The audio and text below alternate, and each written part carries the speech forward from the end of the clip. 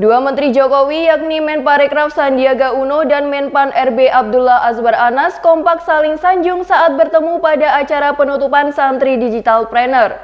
Pujian itu pun menghadirkan nuansa tersendiri dalam acara penutupan salah satu program unggulan milik Kementerian Parekraf itu.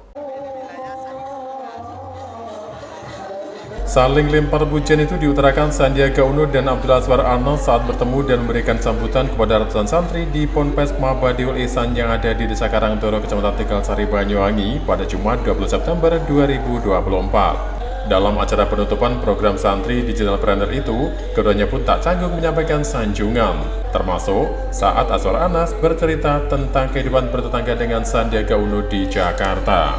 Anas mengaku terkesan dengan hidup sehat yang selalu diterapkan Sandi yang rutin berpuasa Senin Kamis.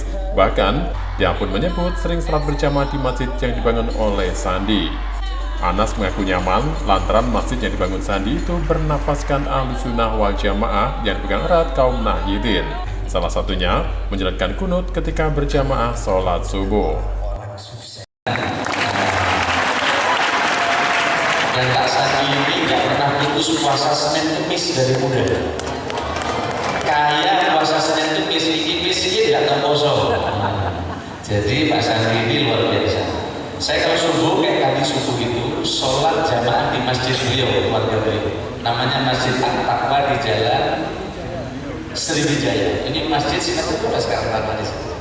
200 juta. Jadi masjid semeter itu tanahnya jadi 200 jutaan. Jadi luar biasa. Jadi beliau dan keluarga memang mengistiqomahkan amalia dan saya senang di masjid itu karena masjidnya kan masih ada jadwalnya, masih ada pikirannya, masih sholat kunut. Karena sekarang di Jakarta itu susah cari masjid-masjid yang Nahdliyin, yang amaliyahnya masih terjaga seperti sekarang.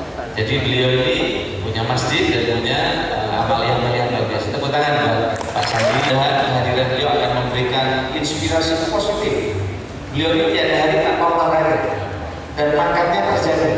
Nah, nanti Pak Sandi bisa bercerita kehidupan yang sehat. Di sisi lain, Sandi juga turut menyanjung etos kerja Menteri asal Banyuwangi itu. Salah satunya dengan menerapkan prinsip kerja keras dan cepat serta penerapan digitalisasi pada tubuh birokrasi yang digagas Anas. Tak pelak, saling sanjung antara dua Menteri Jokowi itu menghadirkan nuansa sendiri di acara yang memiliki tujuan meningkatkan kapasitas santri di dunia digital tersebut.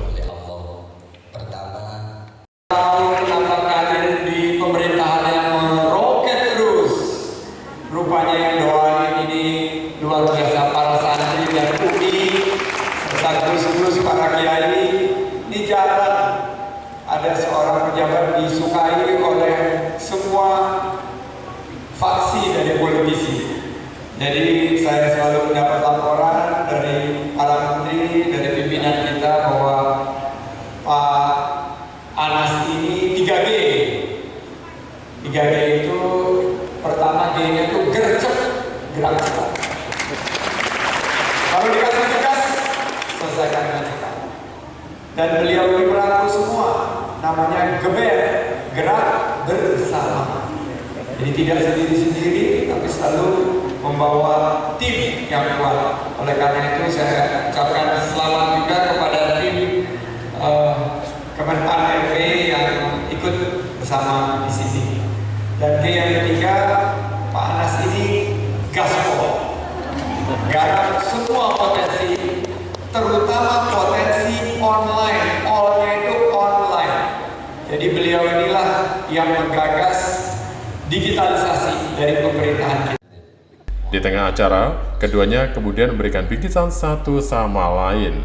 Baik Anas maupun Sandi sama-sama kompak berkelakar merahasiakan bingkisan yang diberikan. Program Santri Digitalpreneur 2024 ini ditargetkan diikuti sekitar 20% dari total 5 juta santri di Indonesia. Diharapkan program ini bisa memicu lahirnya lebih banyak wirausahawan digital dari kalangan santri. Program ini bertujuan supaya para santri memiliki bekal terjun ke dunia digital dengan berdaya saing. Lewat Santri Digitalpreneur, diharapkan dapat memperkuat peran santri sebagai garda terdepan dalam memajukan ekonomi kreatif Indonesia, di mana ekonomi kreatif Indonesia sudah berada di posisi 3 besar dunia namun masih perlu peningkatan kualitas. Dari Banyuwangi, Jawa Timur, Eko Purwanto, Nasional TV melaporkan.